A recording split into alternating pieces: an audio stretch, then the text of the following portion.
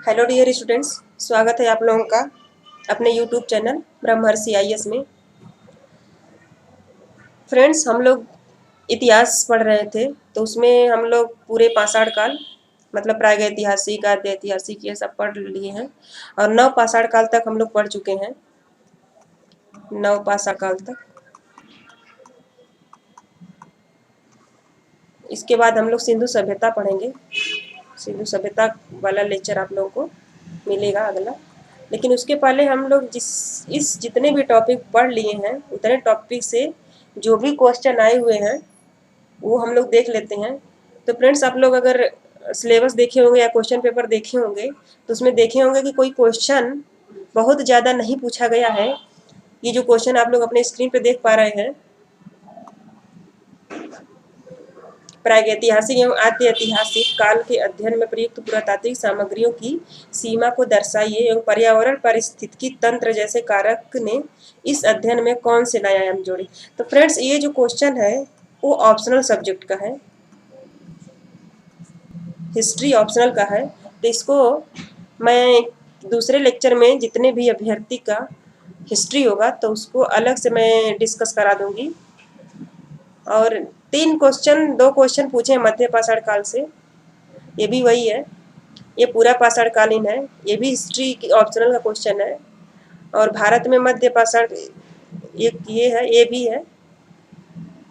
बस ये एक सिंगल क्वेश्चन है आप लोगों का, सिर्फ ये क्वेश्चन जो जीएस में पूछा है। ये जीएस 2015 में पूछा है यूपीएससी में। बस एक ही क्वेश्चन यही है। तो चलिए इस क्वेश्चन को हम लोग देख लेते हैं। क्वेश्चन है कि भारत की मध्य पाषाण काल शिला कला न केवल उस काल के सांस्कृतिक जीवन को बल्कि आधुनिक चित्रकला से तुलनीय परिष्कृत सौंदर्य बोध को भी प्रतिबिंबित करती है। इस टिप्पणी की समालोचनात्मक मूल्यांकन करना है। तो देखिए, सबसे पहली बात की आप लोग क्वेश्चन के स्वरूप को समझिए, क्वेश्चन कहना क्या चाह रहा है इसे देखिए। क्योंकि सबसे बहुत बार ऐसा होता है कि हम लोग क्वेश्चन ही नहीं समझ पाते हैं। अगर क्वेश्चन को अच्छे से समझ लें तो हमें उत्तर वहीं से मिलता है कि हमें क्या करना है। तो इसमें इसको क्वेश्चन को सबसे पहले आप लोग चाहे एग्जाम में, चाहे टेस्ट दे रहे हैं या कोई कहीं भी, तो सबसे पहले क्वेश्चन को ध्यान से पढ़ा करिए। तो देखिए क्वेश्चन का नेचर क्या है। ये पूछ रहा है कि भारत की मध्य पाषाण काल शिला कला का मतलब शैलाश्रय की बात हो रही है। जो भी गुफाओं पे चित्रकारियां हुई थी इन लोगों के मध्य पाषाण काल में, जो भी पेंटिंग्स होती थी, ये उसकी बात हो रही है। ये बोल रहा है कि न केवल उस काल के अर्थात मतलब मध्य पाषाण काल के ही सांस्कृतिक जीवन को बल्कि आधुनिक चित्रकला से तुलनीय परिष्कृत सौंदर्य बोध को भी प्रतिबिंबित करती है। मतलब कितना पुराना हमारा मध्य पाषाण काल है, लेकिन फिर भी आधुनिक जो चित्रकला है उससे तुलना करने पर परिष्कृत सौंदर्य बोध को प्रतिबिंबित करती है। मतलब आज से तुलना करने पर भी वो परिष्कृत दिखती है। तो यही पे इसमें से देखिए की पॉइंट क्या है। पहली बात सौंदर्य बोध है और चित्रकला को दिखाना। जैसे हमने आपको बोला था कि जीएस में आपको जो संस्कृति है उसी पे ज़्यादा फोकस करना है और वहीं से क्वेश्चन अगर बनते हैं तो वहीं से बनते हैं। वो भी आप लोग देखे होंगे कि जब मैं सिलेबस डिस्कस की थी तो उसका पहला पॉइंट ही था कि प्राचीन से आधुनिक तक हमें क्या पढ़ना था। हमने बोला था कि हमें संस्कृतियों का इतिहास पढ़ना है। तो हम नव पाषाण काल तक पढ़ लिए हैं, तो वहाँ से सिर्फ एक ही क्वेश्चन आया है, तो यहाँ से हम लोग देख लेते हैं। बाकी हम लोग फिर सिंधु सभ्यता पढ़ेंगे तो वहाँ से बहुत सारे क्वेश्चन आए हैं, उसको हम लोग डिस्कस करते हुए चलेंगे। तो ये क्वेश्चन हम लोग डिस्कस कर लेते हैं, इसके बाद सिंधु सभ्यता हम लोग पढ़ेंगे। तो चलिए इसकी अवधारणा को समझते हैं। क्वेश्चन का अवधारणा क्या है। तो सबसे पहले तो इसमें हम देखेंगे कि मध्य पाषाण काल हमारा था कैसा। तो इसकी क्वेश्चन का अवधारणा देखते हैं। तो देखिए शिकारी मध्य पाषाण काल जो था, मध्य पाषाण काल क्या था। यह काल जो है शिकारी और खाद्य संग्राहक है। आप लोगों को पता है कि इसके पहले पूरा पाषाण काल होता है, फिर नव पाषाण काल, मध्य पाषाण काल, इसी के बाद फिर नव पाषाण काल आता है मध्य पाषाण के बाद। तो ये क्या है, शिकारी और संग्राहक, इसमें लोग शिकार कर रहे हैं और संग्रह कर रहे हैं। जिस शिकार से मतलब स्त्रियां, शिकार से पुरुष जुड़े हुए हैं और संग्रह से स्त्री जुड़ी हुई हैं। और उस समय जो है कहीं ना कहीं जो शिकार का महत्व, जो शिकार का जो महत्व है संग्रह के महत्व से कम था। इसीलिए उस काल में आप लोग देखेंगे कि पुरुषों से ज्यादा स्त्रियों की महत्ता थी। इसीलिए आप चित्र जो देखेंगे उसमें पुरुषों का जो है रेखी चित्र मिलता है और स्त्रियों का चित्र ज्यादा स्पष्ट दिखता है पुरुषों की अपेक्षा। तो ये इसका काल है शिकारी और संग्राहक का। इसमें फिर देखेंगे जो उपकरण है, पहले तो आप देखेंगे कि कोर उपकरण बनते हैं, उसको क्रोड बोलते हैं हिंदी में, और इंग्लिश में कहेंगे तो CORE, क्रोड, क्रोड उपकरण बोलते हैं। इससे बनाते थे ये लोग। इसका मतलब ये है फ्रेंड्स कि जैसे ये पत्थर है, इसको इधर धार कर देते थे, इस तरह तोड़ के ऐसे ऐसे धार कर देते थे, ऐसे करके धार कर देते थे इस तरह से। तो इसी को बिदारनी, चॉपिंग, चॉपर ये सब बोलते थे। तो इसी को क्रोड कहते थे। लेकिन मध्य पाषाण काल आते आते आप देखेंगे कि छोटे छोटे उपकरण तोड़ने लगे। तीर और कमान जैसे उपकरण का विकास होने लगा, जिससे छोटे पशुओं और पक्षियों का शिकार होने लगा। इसको हम लोग बोल दिए माइक्रोलिथिक उपकरण। इसके बाद ये लोग क्या करते हैं, माइक्रो लिथिक उपकरण, इसकी सहायता से अपने जीवन यापन ये लोग कर रहे हैं। इससे मतलब हड्डियों के छोटे छोटे उपकरण बनाते हैं और जो पत्थरों को भी छोटे छोटे से तीर बना रहे, धनुष जैसे धनुष बना रहे हैं।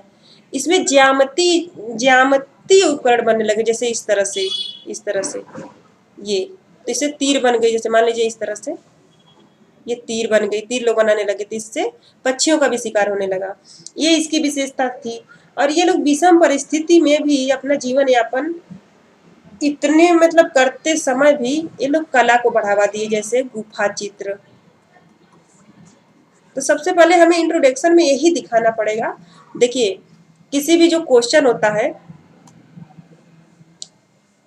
जो क्वेश्चन होता है उसके 3 पार्ट होते हैं। एक तो इसके होते हैं इंट्रोडक्शन वाला पार्ट, इंट्रोडक्शन। फिर आप इंट्रोडक्शन में कुछ थीसिस लाइन देंगे जिसे अंडरलाइन करते हैं। मेन बात यह कि इस थीसिस लाइन को पकड़े रहना चाहिए, क्योंकि हम देखते हैं कि इंट्रोडक्शन में जो थीसिस दे रहे हैं, मेन बॉडी में कुछ लिख रहे हैं, लेकिन निष्कर्ष आते आते हम थीसिस को ही भूल गए, कहीं और चले गए। तो हमें भटकना नहीं है। क्वेश्चन में ऐसा मतलब ट्रांजिशन फेज लगा कर रखना है कि हम क्वेश्चन से बधे रहें, उसको उससे हटना नहीं है, उसको टारगेट पे रखना है। तो यहाँ पे देखेंगे आपको मेन बॉडी होती है बीच में, और फिर कंक्लूजन होता है। तो इंट्रोडक्शन में आप ये बताएंगे कि मध्य पाषाण काल था, उस टाइम लोग क्या करते थे, कैसे थे। हर एक चीज आप जो भी 30, 40, 50 वर्ड में बता सकते हो। कुल क्वेश्चन ही 200-250 वर्ड में लिखना होता है, इसमें ध्यान देते हैं। बाकी मेन बॉडी में फिर अगर आप आ जाएंगे, जो इसमें तो हम लोग देख लिए कि शिकारी और संग्राहक है, माइक्रोलिथिक है, और फिर विषम परिस्थिति में कैसे क्या क्या कर रहे हैं, जिन्हें शैलाश्रय कहा गया। जो ये लोग करते हैं इसे शैलाश्रय कहा गया। फिर मेन बॉडी में देखेंगे कि मध्य पाषाण काल के मतलब इसमें आप कुछ एग्जाम्पल दे देंगे, ठीक है। जैसे चित्र में मध्य, जैसे MP का भीमबेटका दे देंगे। यहाँ पे गुफा चित्र बहुत ज्यादा फेमस है। और मिर्जापुर में सुहागी घाट दे देंगे, मिर्जापुर में सुहागी घाट। इसके बाद देखेंगे उड़ीसा में सुंदरवन एवं संबलपुर दे देंगे। उड़ीसा में सुंदरगढ़ प्लस संबलपुर, एक ही जगह है दोनों। इसके बाद ये इतना दे देंगे। दक्षिण भारत की बात होगी, इसमें आप आंध्र प्रदेश, कर्नाटक, तमिलनाडु में कई जगहों पर कई स्थानों से चित्र मिलते हैं, तो इसे आप लोग बता देंगे। फिर इसके बाद ये पूछा है, क्वेश्चन को देख लेते हैं एक बार। देखिए तुलनीय सौंदर्य बोध को पूछा है, और इसको क्या करना है, आधुनिक चित्रकला से इसको तुलना करके बताना है। तो इसे हम लोग देख लेंगे, सौंदर्य बोध को यहाँ से आधुनिक काल से तुलना कर देंगे। तो सबसे पहले तो आप यही जान लीजिए कि सौंदर्य बोध कहते किसे हैं। जो सौंदर्य बोध है,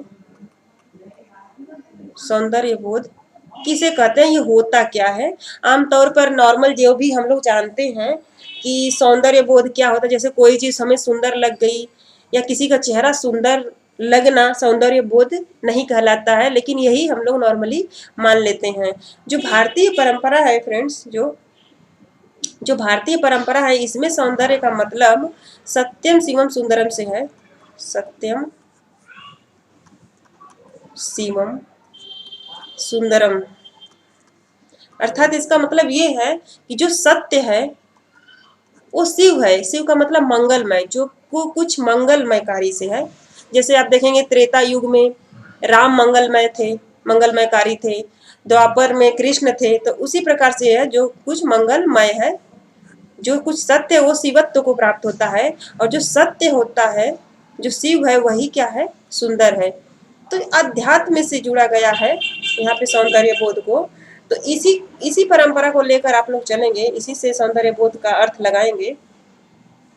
जैसे कि मान लीजिए मध्य पाषाण काल में आप देखेंगे जो महिलाएं हैं, जो भी गर्भवती महिलाएं हैं, वो शिकार कर रही हैं या संग्रह कर रही हैं, खाद्य संग्रह।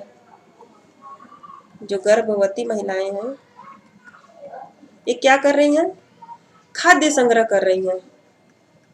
इतने मतलब विकट परिस्थिति में रह के भी खाद्य संग्रह कर रही हैं। तो इसे सौंदर्य बोध कह सकते हैं आप, जो अपने शिशुओं को पाल रही हैं इस तरह से करके।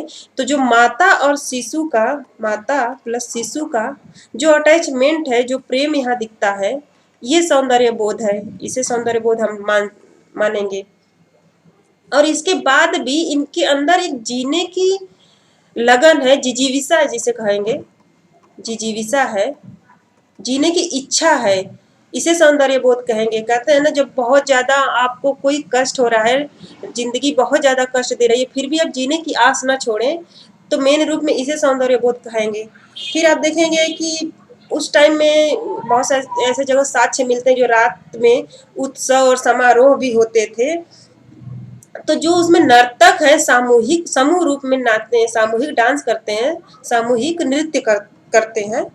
इसमें देखेंगे कि जो वो साथ साथ नाचते हैं और साथ साथ कदम ताल एक साथ उनके पैर ऊपर उठते हैं, एक साथ नीचे आते हैं। तो इस क्लाइमेक्स को जो इस टाइम प्राप्त करना चाहते हैं, इसे सौंदर्य बोध कहेंगे।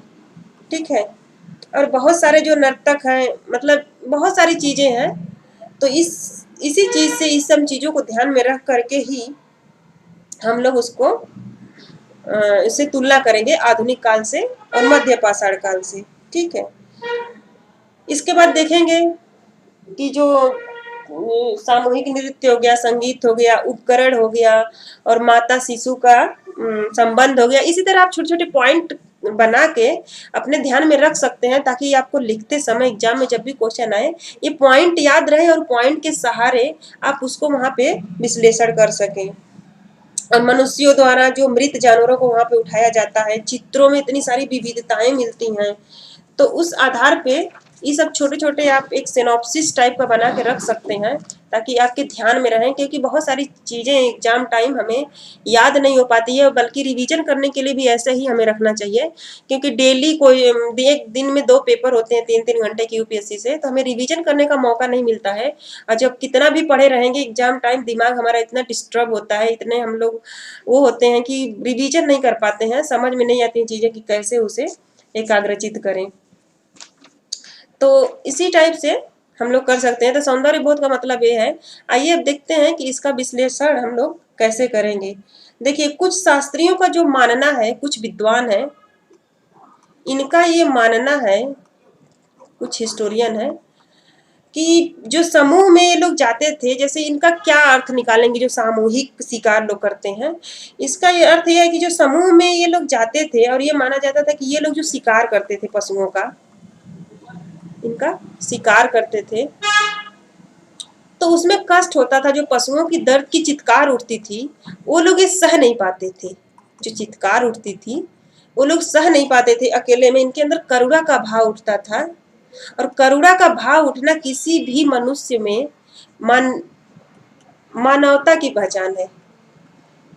तो हम ये यहाँ से अनुमान लगा सकते हैं कि ये मनुष्य उस दहलीज तक आ चुका है जब इसके अंदर एक संवेदनात्मक चीजें उठ रही हैं और दूसरे के दर्द को देख के इसे दर्द हो रहा है। तो यहीं से हम देख लेंगे कि जो मानवीयता की यह पहली दहलीज है, एक करुणा भाव उठ रहा है मनुष्य के हृदय में।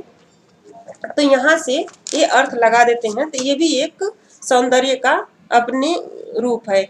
और देखेंगे कि जब आखेट है, एक तो ये हो गया, और वन्य जीव संघर्ष है जो भावनात्मक, यहाँ पे क्या है, मनुष्य का भावनात्मक तनाव उठ रहा है। इसको अपनी एक शब्दावली होती है हर एक चीज की, तो उसी तरह हिस्ट्री की भी शब्दावली है। ये भावनात्मक तनाव उठ रहा है मनुष्य के हृदय में। और पुरुषों का जो सांकेतिक चित्र भी इसी चीजों को दिखाता है। आप देखेंगे, आप लोग चित्र हमने पढ़ाते समय दिखाया भी था, और आप लोग उस चित्र को देखेंगे तो इस सांकेतिक चित्र मिलता है पुरुषों का। स्त्रियों का तो स्पष्ट है, लेकिन पुरुषों का सांकेतिक या रेखीय चित्र मिलता है। फिर लिपियों का प्रदर्शन जो आगे चलकर सभी लिपियों का अग्रगामी बनी। ऐसा नहीं कि भाषा नहीं रही होगी फ्रेंड्स, भाषा तो जरूर रही होगी, क्योंकि भाषा जो भी है लिपि की मोहताज नहीं होती है। भाषा भाषा हमेशा होती है। ऐसा नहीं, देखिए जैसे पशु पक्षी हैं, जैसे जानवर हैं, तो वो भी आपस में बातें करते हैं लेकिन लिखते नहीं है, उनकी कोई लिपि नहीं है, लेकिन भाषा है। वो भी अपनी मुंह कम्युनिकेशन या जैसे भी है वो लोग बात करते हैं। पक्षी एक दूसरे से बातें करते हैं, जैसे चहचहाना, तो उनकी लिपि नहीं है, लिखा नहीं जाता है, लेकिन भाषा है। जैसे भाषा लिपि के बिना हो सकती है, लेकिन जो लिपि है वो भाषा के बिना नहीं हो सकती। लिखा तभी कुछ जा सकता है जब भाषा हो। तो ये इसका अंतर होता है।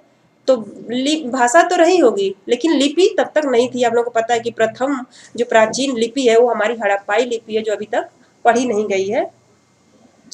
और लिपि जो चित्रों द्वारा मनोभाव का स्पष्टीकरण किया जाता है। जैसे चित्रों द्वारा ही, ये लोग चित्र ही बना रहे हैं, अभी कुछ लिख नहीं पा रहे हैं, तो चित्रों द्वारा ही जो अपने मन के भाव है उसको अभिव्यक्त करने की कोशिश कर रहे हैं ये लोग। तो ये चीज बताने की कोशिश हो जा रही है। आधुनिक काल से तुलना करेंगे तो ये चीज इसमें आएगी कि जो सांकेतिक तथा विविधता में थोड़ा थोड़ा आधुनिक चित्रकला के सन्निकट है, जो भी बहुत ज्यादा उस टाइम भी विविधता दिखती है। तो ये क्या है, आधुनिकता के निकट है, आधुनिकता के पास है, नहीं निकट बोलेंगे, सन्निकट है। यहाँ से देखते हैं। फिर जो मध्य पाषाणकालीन चित्रकला है वो मानव के आदि मनोभाव की अभिव्यक्ति करती है। जो उस टाइम मध्य पाषाण काल की है, मध्य पाषाण काल की चित्रकला है, ये क्या करती है, मनुष्य के या मानव के आदिम मनोभाव की अभिव्यक्ति है। लेकिन जो आधुनिक चित्रकला है, ठीक है, आधुनिक देखेंगे, आधुनिक चित्रकला ये देखेंगे फ्रेंड्स, ये जो मानव के जटिल, जैसे कि पहले इनका जीवन तो थोड़ा सरल था, सिर्फ शिकार करना था, खाना था और खाद्य संग्रह करना था। लेकिन आज के जमाने में तो बहुत दिमाग जो है मनुष्य का बहुत ही ज्यादा जटिल हो चुका है। तो जो आधुनिक चित्रकारी है वह मानव के जटिल मनोभावों की अभिव्यक्ति है। ऐसा नहीं कह रही हूं मैं कि उस टाइम मानव जटिल नहीं रहा होगा, मानव का स्वभाव ही जटिलता से, तो उस टाइम भी जटिल रहा होगा, लेकिन आज से थोड़ा कम रहा होगा। लेकिन जो भी रहा होगा उसे उजागर नहीं किया गया है, क्योंकि जो उस टाइम के चित्रकार रहे हैं होंगे, जो चित्रकार थे, वो मनुष्य के मन के मस्तिष्क की जटिलता को समझ नहीं पाए। लेकिन जो आधुनिक चित्रकार हैं ये बखूबी मनुष्य के मन की जटिलता को समझते हैं। इसीलिए आज की चित्रकला को आप लोग देखेंगे तो वो एक साथ कई सारे मुद्दों को लेकर साथ साथ चलती है। इसलिए इसको जटिल मतलब उसमें उकेरा जाता है और उसमें दिखाया जाता है कि मनुष्य कितना ज्यादा जटिल और कॉम्प्लेक्स बिल्कुल हो चुका है।